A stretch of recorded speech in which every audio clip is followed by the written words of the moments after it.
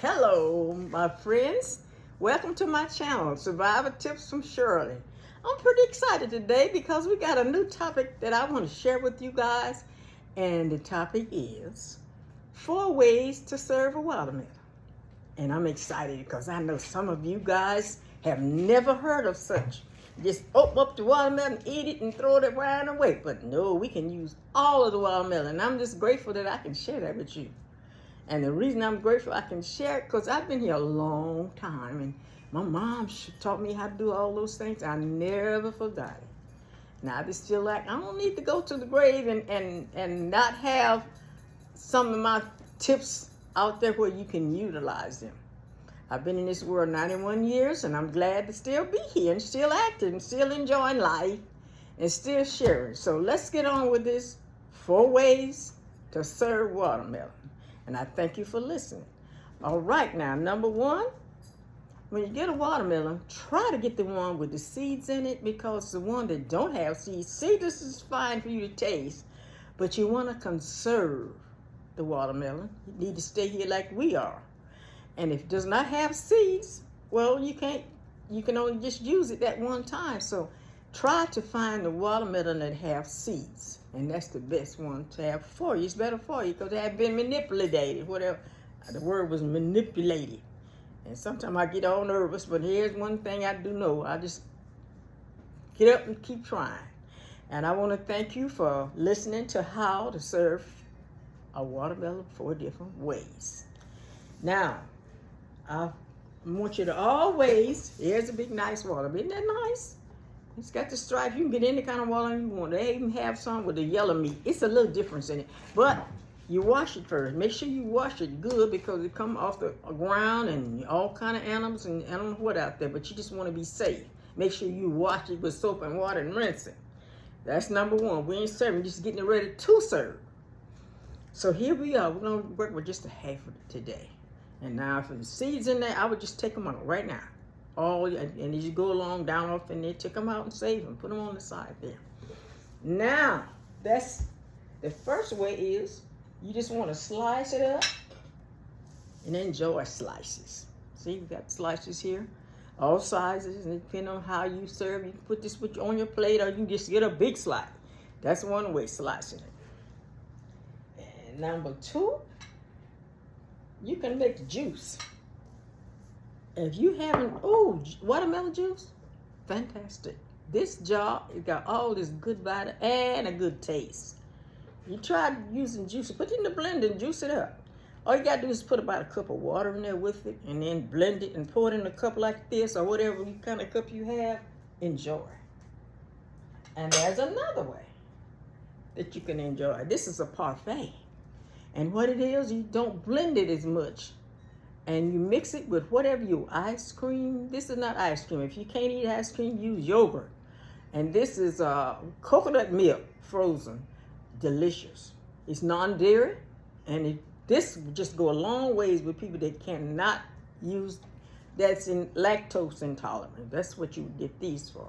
And you will never forget this. And this is a watermelon. Only thing is in here, watermelon, and you mix it with the juice and enjoy. Now that's 3 ways.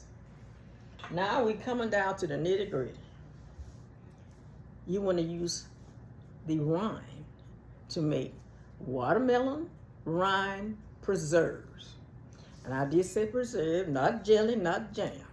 There's 3 things you're talking about here. The jelly is the one that's clear and it's all jelly. Jam is thick. You spread it on bread or whatever you want to, smooth. But the preserve have little lumps in it. The lumps of the rind in it. And I'll show you. I'm thinking I'll show you what I mean. Maybe you can see that. You can see that. Hopefully you can. You see that these little translucent. It's translucent. And when you cook it and get through with it to put it in a jar, this is preserves. Okay, and I'm going to show you how to make it. Now, you done cut the watermelon in half, so what you want to do is cut it up in little strips. Little strips like this. The rind is still on there. See how that looks? You want to take this off. Cut this off. If you don't, it will be very bitter. this is bitter. This is for use to protect the watermelon. When we in the country, we gave this to the hogs and to whatever else is going to eat it. But you're in the city, you ain't got to just throw it wherever you want to throw it. But this is what you want to keep, and it looks like this. See? The rind is off. The outer rind is off. This is the inner rind. And you've already used this for juice and for slices or whatever you want to. So you got this left. Then you're going to cut this up in little tiny pieces. And when you do, it will look like this. Maybe I should take it a little closer. See that little?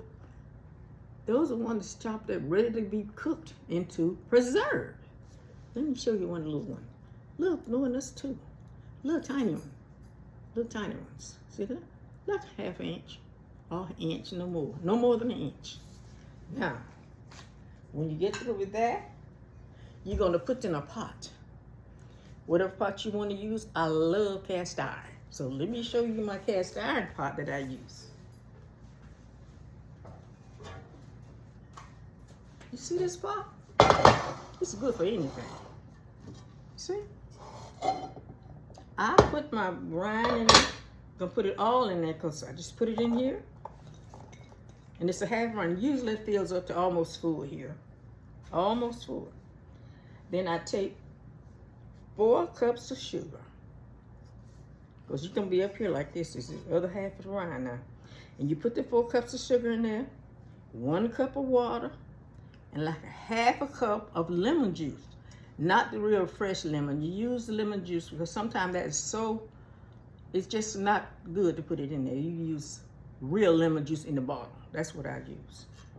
And then you're gonna put this in, you got it in here now, and you're gonna take this now and cook it down for maybe 30 minutes. It depends on how much you have in there. If your watermelon's big, you're gonna cook it longer. If it's small, you're gonna cook it less. So we can't just tell you, but we start off like do 30 minutes and come back and look at it. And if it's kind of melting down and you think it's maybe okay, these have gotten a little translucent. If it haven't, give it like 10 more minutes, depending on how much you have. And when you get this all cooked down, well, it's gonna be hot now. You're not gonna be putting your hand on it like I am. You're gonna be putting it in the oven. And let me tell you why you put it in the oven. You put it in the oven because you don't have to stir it. You don't have to watch it. You just put it on a certain amount of minutes. I put it on for an hour. And like in 40 minutes, I'll take it out of the oven. I'm gonna take it out, take the lid off, and look at it. And if you need to stir it a little bit, stir it a little bit. And then you see when you pull this up, and you get this translucent look, and maybe this gel is thicker. This is supposed to be pretty thick now because you've been cooking it a while. And if you think it's thick enough, it's not going to be as thick as it will be because it's still hot. Once it cools down, you can just go ahead and put it in the jar. Because you don't want to put it in a jar that's cold and this is hot. You don't do that. If this is hot, the jar should be hot. That way you know you're safe. You won't be breaking the glass. But me, like I told you, I'm old and I don't fool with these hot things anymore. I just wait till it cool down. I just turn and go look at Jeopardy or something I like to enjoy. Write or do a puzzle or whatever I want to do. Come back, I know it's going to be all right. Then I take them. Don't be putting your hand on it like this because it's in the oven. You know that. So give it time to cool down. And when you get it cool enough, you're going to come and put it in jars. Quart or pints. I like pints for sweet stuff. You can put it in whatever you want to. You can use a gallon if you want to. That's left up to you. But I always use pints. And now I learned some new things because my mom didn't have that. She didn't have the chance to put stuff in the oven. Or what she would do, she would wait till it cooled because she didn't want to be hot, be messing with hot things and stuff. So when she put this in there, she would use paraffin. Any of you know what paraffin is? It's just wax that you use to put on preserves to keep them from spoiling. And you don't have to can it, because I know some of you guys are not going to can, but see, you can work with this and don't have to even can it. But you can't leave it just sitting there like in a jar. You got to protect it. And that's why we use paraffin. And you can get it in square blocks, or you can get it in little granules. I get the granules now. I'm so excited that they have them now. Back then, they didn't have them. They had little blocks. You had to cut it up. Well, I'm saving my hands now. I don't want to cut up nothing if I don't have to. So I buy these. And they call granules. You can buy them. I order them from Amazon, but you can get them anywhere they have canned goods. You can have them. Most time they had the blocks. I just try to save my hand from having to cut them up, and I got it just fine. You put it on the stove in a small pan because you don't want to waste the stuff. When you put in there, you cook it low and don't leave that. Now, that may just get away from you, get to smoking. You don't want that. You want it to stay just melted. You keep stirring it and keep stirring till it's all melted. And then you're going to pour it. You're going to pour it on top. See, that's what that is. You see, that's paraffin there. Nothing can get in there. And you pour it to, you first, wherever it start curving, you don't put no more preserve past that curve, because you got to leave space for the paraffin wax. And when you pour that in there, it's going to cool pretty quick, because this just go right back to its form. And once it's cool and look like that, you can save it. It's safe. Nothing's going to get in there now. It's safe. You can eat it. And my mom taught us when we was growing up, you don't throw that away. You put it in a bucket and you wash it and use it again. There's nothing wrong with that. As long as you wash it, keep it clean, no germs or anything is on it. So she learned how to do all that. So we recycle, I guess is what I would call that. And I'm just so grateful that I was able to help you guys to learn something. And you should just know, I wish you could just taste this. Oh my gosh, I wish you could taste this. It's wonderful. And I just thank the Lord that we have learned so many things. And I just was thinking about when Mrs. Obama went to the White House. They put a watermelon garden right in the front. And I said, oh my God, watermelon at the White House. But I don't know, that wasn't the White House. It was another company that did that. And I said, you know what? I know she's going to handle this. She did. I would have done, me, Aunt Shirley, I would have did some things kind of like her.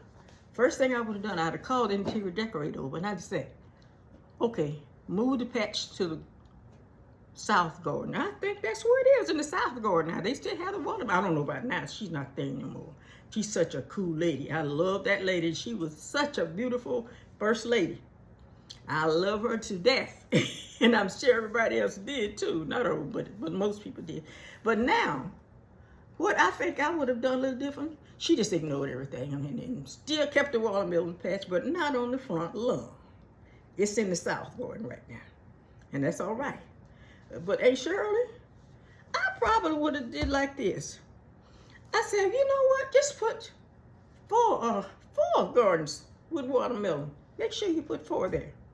And make real sure that everybody would have to go through the garden to get to the overroom. So please, please listen to my videos, and I thank you for listening. Please make sure that you share, like me, thumbs up, and subscribe. And I want to thank you for listening today. See you later in my next video.